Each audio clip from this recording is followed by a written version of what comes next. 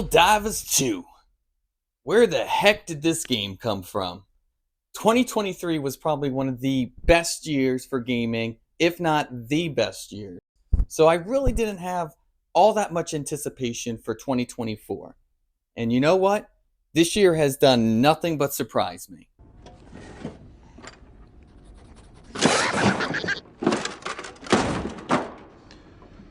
Out of nowhere, here comes Pokemon with guns. Power World becomes an overnight sensation. Now that was January. Or was it February? It was January, right? Yeah, it came out January. But then 2024 comes out of nowhere and hits me with the right hook in the form of Helldivers 2. Yet again, another game that wasn't really on my radar at all. And it lands, and oh my gosh, is this not an amazing game? With some caveats, it does have some bugs. And no, I don't mean those bugs or those bugs. I mean like these bugs and those bugs. Like, please just let me join a game.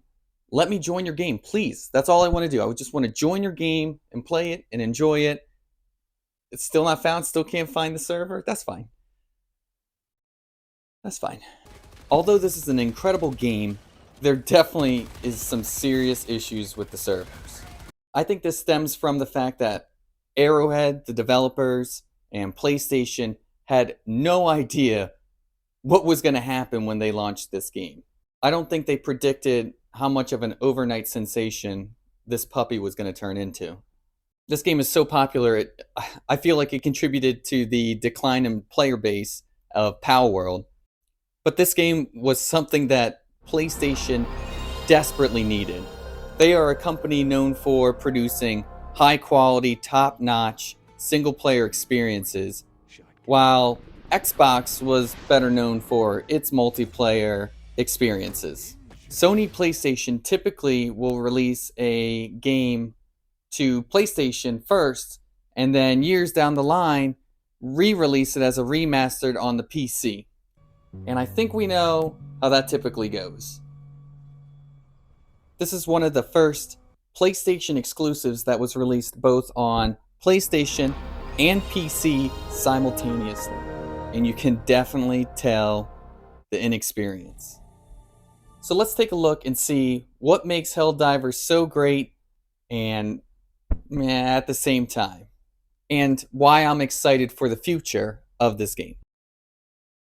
The story to Helldivers is essentially the same as Starship Troopers. I'm doing my part. I'm doing my part. I'm doing my part. I didn't do fucking shit! There are some evil bugs. They're taking over planets. I'm not exactly sure how these bugs are traveling from planet to planet. Doesn't really seem like they have the capabilities of spaceflight. But, you know, okay, let's just roll with it. They're somehow spreading from planet to planet. And the role you play is essentially you're just one of millions of soldiers that Super Earth is sending to stop this invasion of bugs. And you can see their progress through the galactic map. This map shows all the planets that surround Super Earth. And this is a live map that everybody takes part in. So this brings a sense of community to the game. Whereas other live service games where it might be like you squad up with your friends and you're accomplishing goals by yourselves, this you're contributing to the entire galactic war that's going on. You can see this through the liberation percentage of each planet. And as the player base takes on these planets and liberates them, it opens up new planets, new biomes, new areas for you to explore. I think this is a really creative way to bring the community together, pushing for one unified purpose. On the other side of the galactic map, there is the not Terminators. They're definitely not Terminators. But it changes up the enemies that you fight. Instead of taking on waves and waves of insect beast things, you're going to be taking on these robot guys as well. This changes completely how you have to tackle missions when you go in with your squads. Whereas the bugs, they rush you and you can get close and just pump them full of shotgun lead. The not Terminators, you have to approach way different. They've got themselves some ranged weapons. If you get in close to them, they got like glowy swords that are going to cut you down. And they've got way more metallic armor.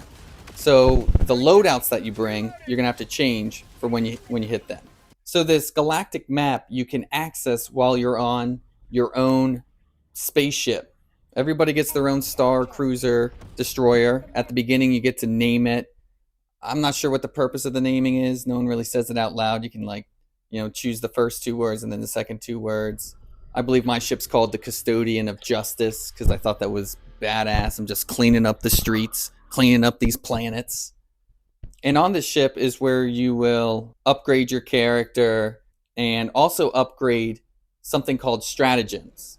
Basically, what a stratagem is a little Pokeball that you can throw when you're in combat, and your little personal star destroyer cruiser thing will rain down hell upon your enemies. Or you can use the stratagems to call in resupplies, special weapons, turrets, defensive tools, which will help you accomplish your mission within the game. And the way they implemented this is really cool, in my opinion. For most of the stratagems that you use, they don't have like a certain number of them you can use per match, just a cooldown. So you can feel free to just throw as many little Pokeballs of death as possible. As many as you want, just gotta wait for it to cool down, and then rinse, repeat. They come in handy. So the story to this game is really basic, but it's a great premise for a long-term games as a service model. When you look at that galactic map, you'll notice that there's a lot of grayed out areas for what I perceive as maybe possible future seasons where maybe they add different types of enemies or, new biomes for you to explore. Now let's talk about the gameplay. That is, if you can get into a server. Essentially, you can play this game by yourself, but it's really recommended to play with others, especially if you have a group of friends, which I do have, which don't have the game. You know who you are. I'm not upset. But yeah, so essentially you can play this game all by yourself, but really the only success you'll have playing this game by yourself is playing like the easier difficulties. It seems like the difficulties do not scale with how many people are in your party, so it can become very overwhelming very quickly when you're by yourself. But when you got somebody watching your back, you're going to be on easy street. Once you have your squad established, you will go to the galactic map. You will select what planet you will want to help with. You can see how many players are on each planet. I mean, you won't run into these players. You'll select what area of the planet you want to travel to and take on a mission. Now, missions usually are composed of like 2 or 3 or 4 different sub-objectives. So if you want to complete an entire campaign and really cash out, you have to do 3 different missions. You'll return to your ship 3 different times. And each one of these missions will vary from, kill as many bugs, so like you're securing an area or something, or you're doing something with a satellite, or you're escorting civilians, which I fucking hate civilian escorts. I don't like escorts in games. Get them out. But I guess they had to spice it up and do something different, so that's what they went with. And it's just the citizens are really dumb. They love walking right in front of my Gatling gun, which the Gatling guns have no idea who's friendly or not. I mean, they know who to shoot, but if they're shooting at an enemy and you walk in front of it, they're just going to shoot you too. So you got to, as a player, you got to be mindful of that and walk around it. In these missions, you can play on the varying difficulties. The higher the difficulty you go, the more enemies they're going to throw at you. But they're also going to throw rare resources at you. The easier game modes don't have the rare samples that you need to upgrade those little Pokeballs of death I was talking about, the stratagems. So I feel like this is a really interesting way to incorporate progression in this game, as you will have to force yourself to go into nightmarish scenarios in order to unlock everything this game has to offer. And after you pick up those rare resources when you're in the middle of a mission, you have to survive and extract with those resources, because if your character dies, you drop them and you'll have to go back to pick them up. Oh, let's talk about dying.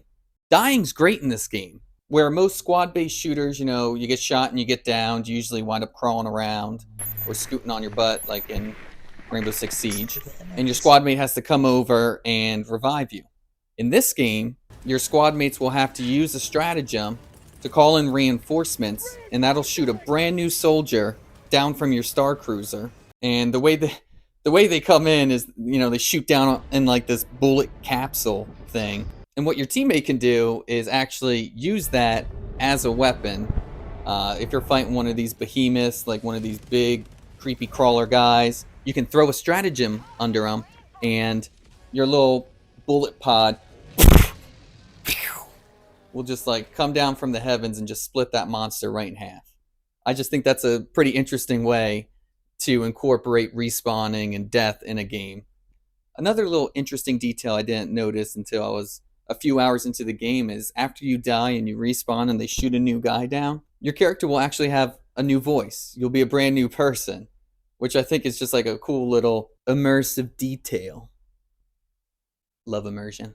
And that's basically all gameplay comes down to, is just, shooting down onto these planets, rolling with your squad, taking out aliens, and just saying it out loud. I feel like I'm not doing it justice. The way that these creatures come at you can create a very cinematic experience, as every time you jump in it's a little bit different, and the different alien types have certain weak spots that you have to shoot to kill them.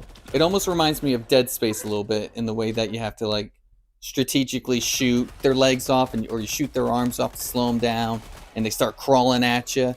It's very similar in this game, where sometimes the weak spot of a big guy isn't like, his torso. You've got to aim for his legs. And even after you shoot off its legs, it'll still come crawling at you. And some of these suckers, you can even shoot them in the head and their head will explode, but the body's still moving. It's literally like a chicken with its head cut off, but it's got like razor sharp claws and it's coming at you. And when you got 5 different alien types all surrounding you, coming at you, and you got yourself just a big ass machine gun, it feels like a scene right out of The Predator when they're just shooting up the forest. Except I'm just shooting up a wave of aliens. Ugh. And this causes me just to be at the edge of my seat for a majority of my playtime, when I can play, when the game allows me. The movement in this game is pretty interesting too.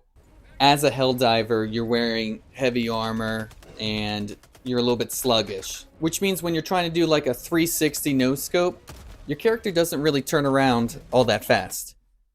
It takes a while for them to kind of catch up with where your cursor's going. This can be indicated from the crosshair. You'll see a little white dot floating around it, and that's where your barrel is actually aiming. So if you move real quick, you'll see the barrel's not really keeping up with your crosshair. My one gripe would be that there's no jump, really. I mean, you can vault over certain areas, but I don't know. I mean, you can dive. You can do like a Max Payne style dive to get out of the way. But yeah, there's no jump, which I like to jump around, especially when I'm playing with my friends. I like to jump around. And of course, just like any other live service game, there is a battle pass. Dun dun dun. But there is also just a regular battle pass that you don't have to pay extra for, that you can unlock new gear just through regular progression. There are certain weapons that are locked behind the premium battle pass, but I feel like I can forgive them for doing that, because throughout unlocking the regular battle pass, you'll earn these super credits. The super credits are what you need to purchase the premium battle pass. So you can actually, by playing the game, unlock the battle pass, which I think that's cool. Thank you for that. Appreciate it. I mean, it's going to take forever for me to do. Luckily, I like your game, so I don't mind having to play it a lot in order to unlock that. I just want to be able to get into a server sometimes. Fix this, please. I really didn't think it was possible for me to fall in love this hard for a live service game. Live service is one of those things that people just seem to hate nowadays, and honestly, I can see why. Like shit like Justice League kill the Suicide Squad Kill the Justice League was met with universal hatred because of its aggressive microtransactions and stupid battle pass that unlocks like silly stuff.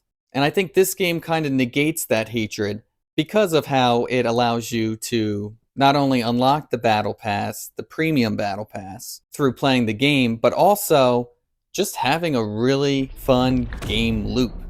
It's fun just to like take on a mission with your buds and then get back to your ship and just fucking do it again. Because each time's different. I mean, you're getting swarmed and it's just so much fun. Can you take my word for it?